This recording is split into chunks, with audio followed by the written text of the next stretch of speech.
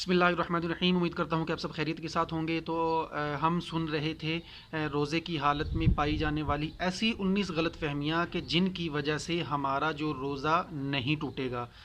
तो ऐसे ये 19 मसाइल ऐसे हैं कि जो अमूमन आम तौर पर लोगों के जहनों में होते हैं और वो यूँ डर रहे होते हैं कि अगर ये काम पाया गया तो हमारा जो है ये रोज़ा ये टूट जाएगा, हालांकि ऐसा नहीं होता। तो 5 जो थे ये कल हमने सुन लिए थे। तो आज इंशाल्लाह हम नंबर 6 सुनते हैं। तवज्जो के साथ सुनिएगा और अव्वल ता आखिर है, इसको आप लाजमी देखिएगा। तो सवाल नंबर हमारा 6 ये था कि अगर रोज़े की हालत में गुस्ल फ़र्ज़ हो गया हो तो क्या उससे रोज़ा टूट जाएगा, और गुस्ल करने के लिए क्या हमें इफ्तार तक इंतज़ार करना पड़ेगा या नहीं। अवलन तो ये है कि अगर हालत रोज़ा में इहतलाम हो गया हो यानी गुस्ल फ़र्ज़ हो गया हो तो इसकी वजह से रोज़ा जो है ये हमारा नहीं टूटेगा। और एहतलाम के लिए हम गुरूब आफ्ताब का भी इंतज़ार नहीं करेंगे, यानी हालत रोज़ा में नहाना हो तब भी हम गुस्ल के तमाम फ़राइज़ जो है ये अंजाम देंगे।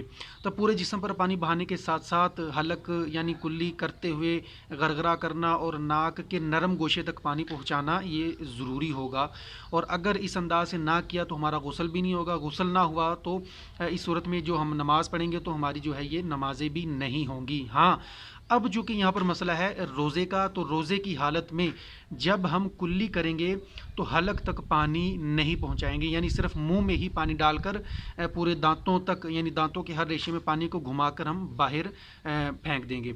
और इसी तरह जब हम नाक में जो है, पहले ये था आम दिनों में यानी हालत रोज़ा के अलावा, तो नाक को जब हम पानी लेकर जाते थे नाक की तरफ तो हम हल्का सा सूंघते थे, यानी नाक के नरम गोशे तक, यानी यहाँ तक हम पानी को लेकर जाते थे। चूँकि अब तो हमारा रोज़ा होगा तो रोज़े की हालत में हम पानी को बिल्कुल नहीं सूंघेंगे और पूरे जिस्म पर पानी जो है ये उसी अंदाज से बहाएंगे, इसमें कोई हरज नहीं है।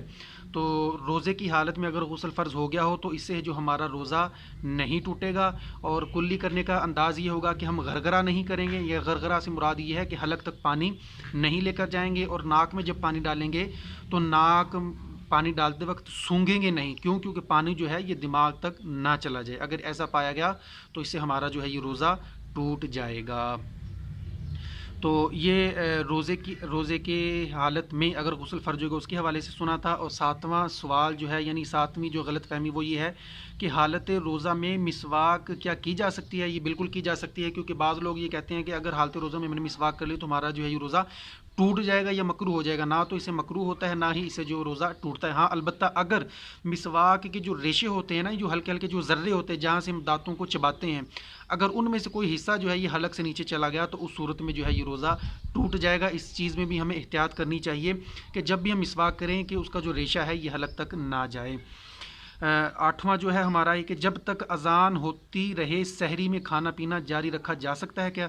अमूमन देखा गया कि इस हवाले से ना ये वाला जो मसला है ये वाकई बहुत ज़्यादा पेचीदा है।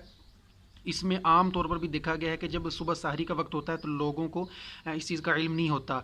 तो हालांकि जो सहरी होती है वो तो सहरी जो है ये अज़ान फ़जर से पहले तक का ही इसका वक्त होता है।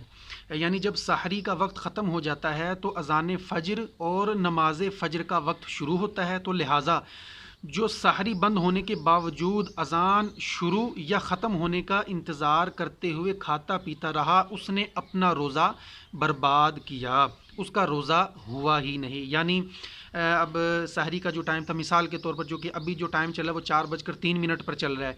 तो 4:03 पर, यानी मैं अपने एतबार से बता रहा हूँ कि हमारी तरफ जो है ये 4:03 पर सहरी का जो वक्त है ख़त्म हो जाता है। तो अब अगर कोई 4:04 पर भी कोई खाना खाएगा या पानी पिएगा उसका जो है ये रोज़ा नहीं होगा। क्यों? क्योंकि 4:03 इसका आखिरी टाइम था और होता यूँ है कि 4:03 के बाद फ़ौरन जो है ये अज़ान शुरू हो जाती है।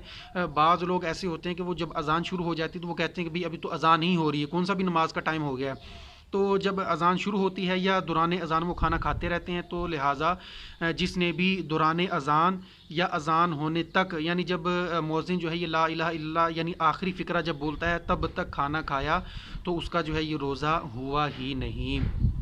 तो इस चीज़ का भी हमें ख्याल करना चाहिए कि जो टाइम हमें दिया जाता है उसी के मुताबिक ही हम जो अपनी सहरी है ये क्लोज़ कर दें, ख़त्म कर दें। उसके बाद जो ये खाना पीना हमारे लिए मना है। तो ये हमने सुना था 8 नंबर। और 9واں نمبر جو ہے، روزہ میں انجیکشن لگانے سے کیا روزہ ٹوٹ جاتا ہے؟ تو اس میں اکثر علماء کے نزدیک تو یہ ہے کہ ٹوٹ جاتا ہے، لیکن اکثر علماء یعنی زیادہ تر علماء کا یہی موقف ہے کہ روزہ جو ہے یہ نہیں ٹوٹتا۔ اگر تو یہ سوچ ان علماء کی پیروی کی وجہ سے ہے کہ جن کا موقف یہی ہے تو ٹھیک ہے، یعنی اس میں چند ایک علماء کرام کا یہ موقف ہے کہ اگر حالت روزہ میں انجیکشن وغیرہ لگایا تو روزہ اس سے ٹوٹ جائے گا، لیکن قوی قول یہی ہے اور اجماع بھی اسی چیز پر ہے کہ اگر حالت روزہ میں انجیکشن لگا لیا تو اس سے روزہ نہیں ٹوٹے گا۔ اب بھلے وہ انجیکشن جو ہے نس میں لگوایا ہو، یعنی نس میں لگوایا ہو یا گوشت میں لگایا ہو، دونوں صورتوں میں روزے کی حالت میں اس نے انجیکشن لگایا تو اس کا روزہ نہیں ٹوٹے گا۔ اور نمبر 10 یہ ہے کہ چوٹ وغیرہ لگنے پر یا خون نکل آنے یا خون ٹیسٹ کروانے سے کیا روزہ ٹوٹ جاتا ہے؟ تو اس سے یہ ہے کہ جسم سے کوئی چیز اگر باہر نکلے تو اس سے جو ہے یہ روزہ نہیں ٹوٹتا۔ ہاں، لہٰذا ٹیسٹ کے لیے خون نکلنے یا زخمی ہونے پر خون بہنے سے بھی روزہ نہیں ٹوٹے گا، یعنی اگر کوئی کسی بندے کو چوٹ لگ گئی ہے، اس کے جسم سے ہے جو یہ خون نکلنا شروع ہو گیا تو اس صورت میں جو ہے یہ روزہ نہیں ٹوٹے گا، کیونکہ عموماً دیکھا گیا اگر کسی کو تھوڑی بہت بھی چوٹ لگ جاتی ہے تو لوگ جو ہوتا ہے کافی پریشان ہو جائے تو اس کو پانی پلا دیتے ہیں، حالانکہ ایسا نہیں کرنا چاہیے۔ اگر کسی کو اللہ نہ کرے اگر کسی کو کوئی چوٹ لگتی ہے، اس چوٹ کی نوعیت کو بھی دیکھا جائے، اگر تو وہ قابل برداشت ہے تو اس کو برداشت کرنا چاہیے۔ ہاں، اگر لگ رہا ہے کہ بھئی اس کا خون جو ہے یہ زیادہ نکل گیا ہے یا اس کی حالت بالکل زیادہ خراب ہے تو کوئی ماہر طبی ڈاکٹر سے مشورہ کرنے کے بعد پانی وغیرہ جو ہے یہ پی سکتے ہیں۔ ہاں، تو البتہ اگر کسی کو خون نکل آیا یا ٹیسٹ کے لیے اس نے کوئی تھوڑا بہت خون دیا تو اس صورت میں بھی اس کا روزہ نہیں ٹوٹے گا۔ تو یہ 5 چیزیں آج ہم نے سیکھ لی، کل ہم نے 5 سیکھی تھی، آج یہ 5 ہو گئی، تو ان 5 چیزوں میں اگر کوئی ایک چیز بھی پائی گئی تو اس کی وجہ سے روزہ نہیں ٹوٹے گا۔ تو انشاءاللہ بقیہ جو 5 ہے یہ ہم اگلی ویڈیو میں سنیں گے۔